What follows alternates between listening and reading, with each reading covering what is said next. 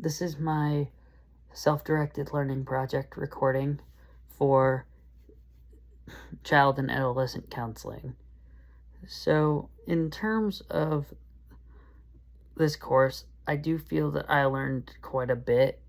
more than I did in previous classes that I've taken about on the subject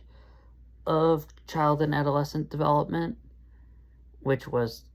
quite a few since I studied cognitive psychology and educational psychology in undergrad. But overall, I would say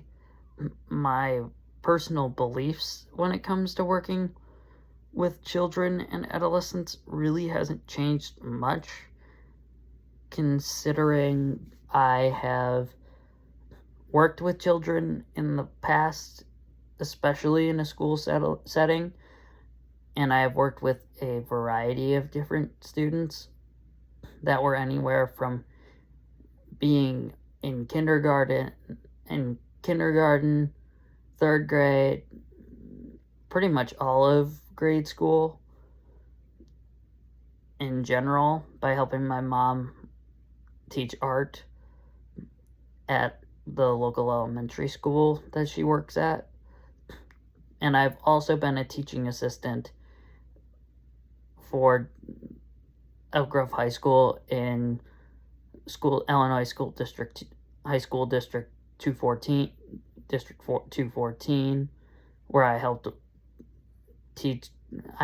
as a teaching, where I was the teaching assistant for Japanese 1, Japanese 2, and Japanese 2, which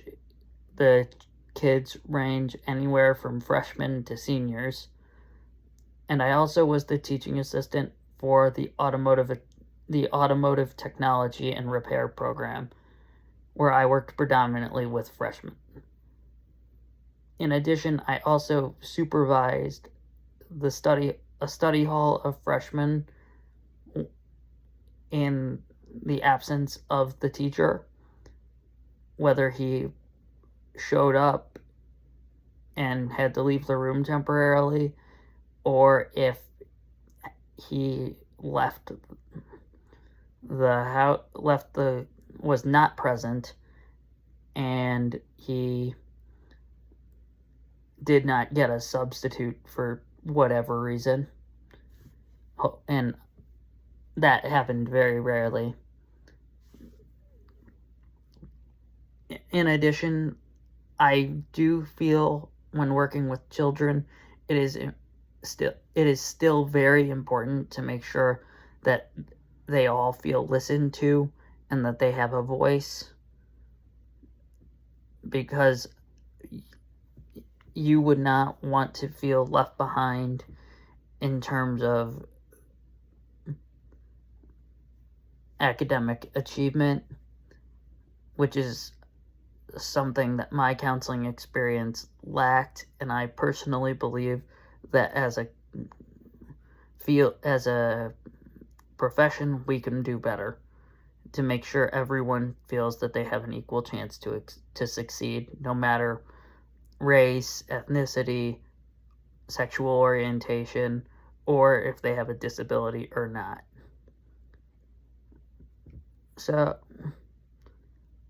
But overall, I would say this course made me feel more comfortable, especially that micro practicum in particular, because I had never worked one-on-one with a child, because I have always done more advising than counseling in my experience working with children, because the micro practicum felt like it was more of a clinical setting, which was a nice change of pace. And in addition, I feel that it gave me more experience working with a child that is more in the adolescent category than a child, since most of the kids that I've worked with, at least in a one-on-one aspect, have been under the age of 9. Most of them have actually been 6 when it comes to that. So,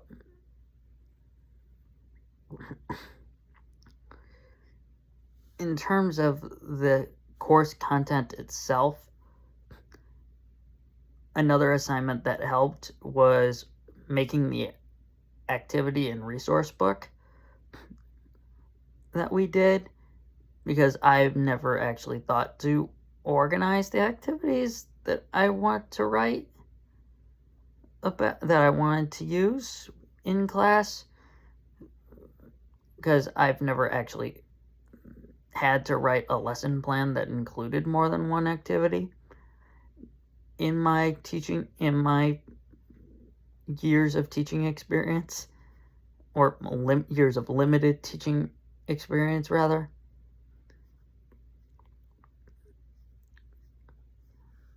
But in terms of the different things that we've studied in this class, I felt that the concept of studying telehealth and telemental health in general was eye-opening for me, because I never really gave any thought into actually working with children online, because I focused predominantly in a school setting, which, being remote, is usually not necessary, or sometimes even in my district it wasn't really allowed. But it did make me feel more prepared to do that, if, heaven forbid, we get into another pandemic where we are sheltered in place and I can't see my students personally.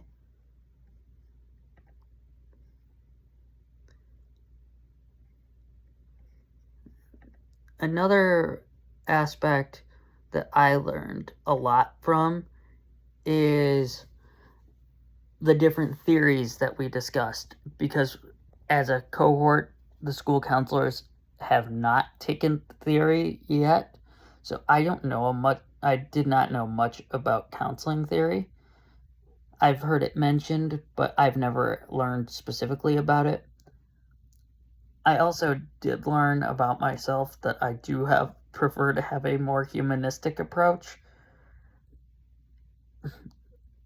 because I always focus on the more humanistic ideals as a counselor.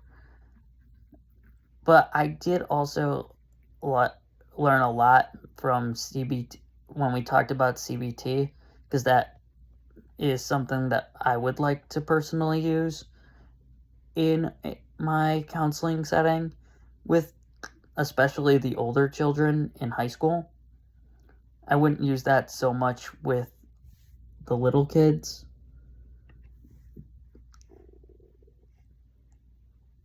because I don't personally see that as ethical.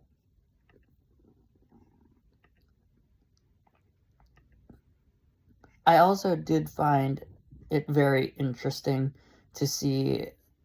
in Unit 5, when we learned about things such as play therapy, because I never thought to do play therapy in school. I never got play therapy in school when I was doing OT and PT in grade school with the school psychologist. It was always more just activity based and not necessarily playing. But I also learned that I probably will never put that into practice, due to I just don't feel that it would have a good place in terms of professionalism in my specific case, because I feel that the children, especially the young adults, should be treated as equals, so they don't feel that you're demeaning them.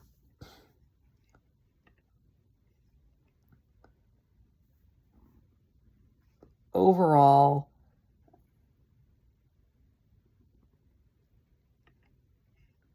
I have learned quite a bit about developmental counseling as a whole, especially when it comes to working with like I mentioned, when it comes to the little kids and the various different units we did really did help me break things down in terms of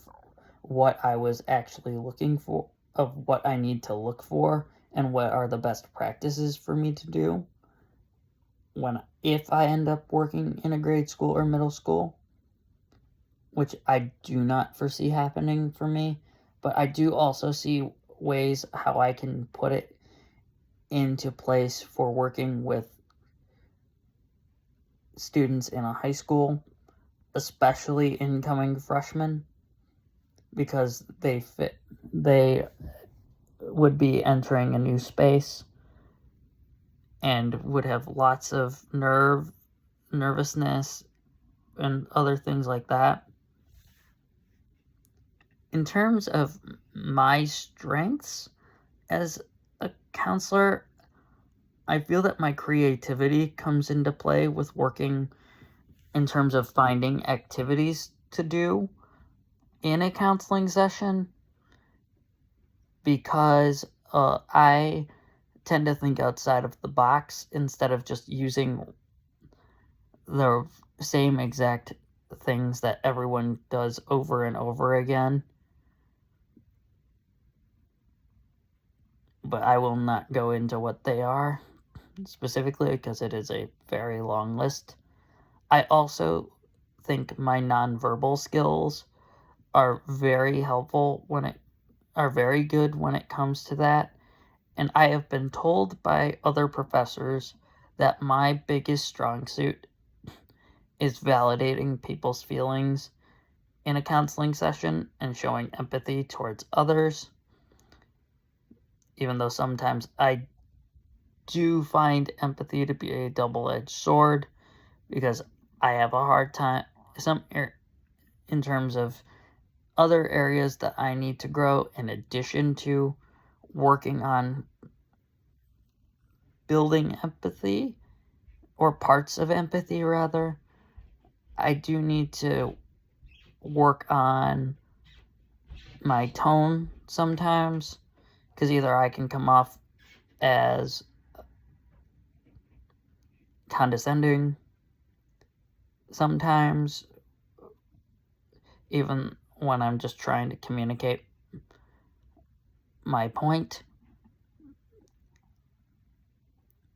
I could be a bit calmer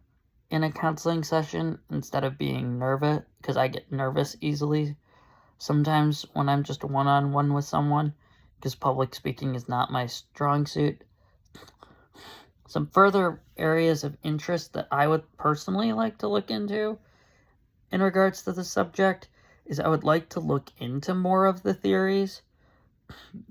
more specifically the